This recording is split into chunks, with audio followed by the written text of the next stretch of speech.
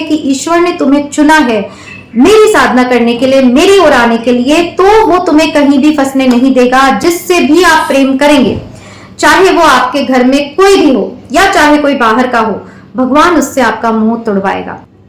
तो देखिए, इस साधना पथ में मैं आपको बता रही थी, जिसको अगर आपने ईश्वर का रास्ता चुना है, जिसको भी आप चाहेंगे, जिससे भी आप प्रेम करेंगे, ईश्वर आपका मुंह वहां से तोड़ेगा, आपकी वहां से इंसल्ट करा देगा, या फिर आपको वहां से ब्लॉक करवा देगा, या फिर कुछ भी XYZ। उस व्यक्ति को भी पता नहीं होगा कि क्या हो रहा है, बट ईश्वर का नियंत्रण आपके जीवन पर इतना सशक्त होता है कि आप चाहे ना चाहे वो इंसान आपके जीवन में नहीं रह सकता। जहां भी आप अटकेंगे, गलती आपकी है। जब तक कोई आपसे प्रेम करता रहेगा तब तक कुछ नहीं होगा, बट जहां आप अटकेंगे, आपने किसी से प्रेम किया, आपने किसी को दिल दिया, आपने किसी के बारे में सोचा कि ये कितने अच्छे हैं, मेरे लिए कितना करते हैं, तो उन्हीं पात्रों से ईश्वर आपका मुंह तोड़ेंगे। देखिए, मैं इतनी सेंसिटिव हूं, मुझे मेरे साथ जो व्यवहार करते हैं लोग, मुझे पता है कि ये भगवान ही करवा रहा है, बट फिर भी मेरा दिल इतना, मतलब क्या बताऊं, मुझे हर्ट होता है।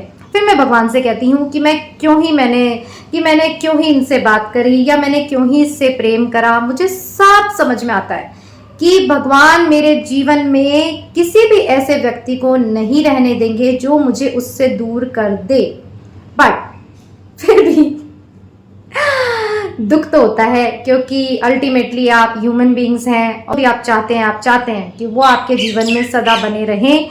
और इसीलिए मैं ज़्यादा लोगों से अटैचमेंट नहीं रखती, क्योंकि जब भी मैं कहीं जाकर अटकती हूँ वही मेरे जीवन से आउट हो जाता है। तो ये ईश्वर का दंड नहीं है। देखिए, कितने जन्मों में हमने कितने लोगों को चाहा, कितने लोगों से प्रेम किया, बट क्या आपको कभी उसकी कीमत मिली? नहीं। तो जन्म जन्मांतर की साधना से ईश्वर आपको ये बुद्धि देता है कि देखो, इस जन्म में तुम्हें या इन रिश्ते नातों में फंसकर ये जो जीवन है उसे नहीं बिताना है। इसलिए सब काम करते हुए बराबर ये होश बना रहता है कि अल्टीमेटली चिंतन उस ईश्वर का होना चाहिए, इस प्रकृति का नहीं। और जब तक आप उस ईश्वर का चिंतन करते रहेंगे, आपके जीवन में सब चीज अच्छी अच्छी चलेगी, लोग मिराकल्स देखेंगे। और जैसे ही आपने ईश्वर का चिंतन छोड़ा नहीं, तभी आपके जीवन में तूफान आता है। और जब आपके ऐसे तूफान आपके जीवन में आपके ही होश खोने से आता है, तब गुरु हाथ पकड़ते हैं और फिर इस कीचड़ से, संसार रूपी कीचड़ से आपको वापस खींचते हैं कि नाउ इट्स टाइम, बाहर आ जाओ। बहुत रम लिए, बहुत गा लिए गाने, बहुत तारीफें मिल गई, बहुत प्रकृति में बह लिए, now it's time to retreat. और फिर जब ऐसा किसी भक्त के साथ होता है तो वो अपने से बुरा करने वालों को इसलिए भी माफ कर देता है कि देखो, मैं इन्हें हर्ट नहीं करती, मैं इन्हें नहीं छोड़ती। तो भगवान ने ही उनको इतना कठोर बना दिया कि वहां से मुझे मुक्त कर दिया। तो ये बातें वही समझ पाएगा जो अभी साधना के किसी ऊंचे लेवल पर है। क्यों? क्योंकि हमने हमारे गुरु के साथ, ये जो आपको सारा मैं बोल रही हूँ, ये ऐसे ही नहीं, जब किसी के साथ बीतती है तभी कोई इतना बोल पाता है। ऐसा होता है कि मैं मांग तो रही हूँ और भगवान दे भी देंगे, बट अल्टीमेटली सुख तो इसमें भी नहीं है।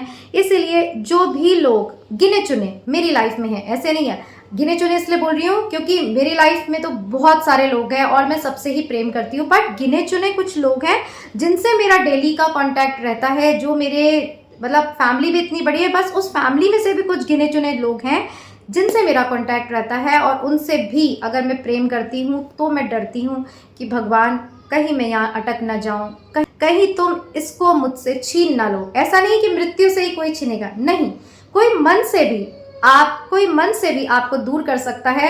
तो ये होश बनाते हुए मैं साधना पथ पर चलती रहती हूँ कि मुझे किसी से भी इतना प्रेम नहीं करना है कि फिर ईश्वर सोचे कि इसको इसकी ज़िंदगी में नहीं रहने देना है।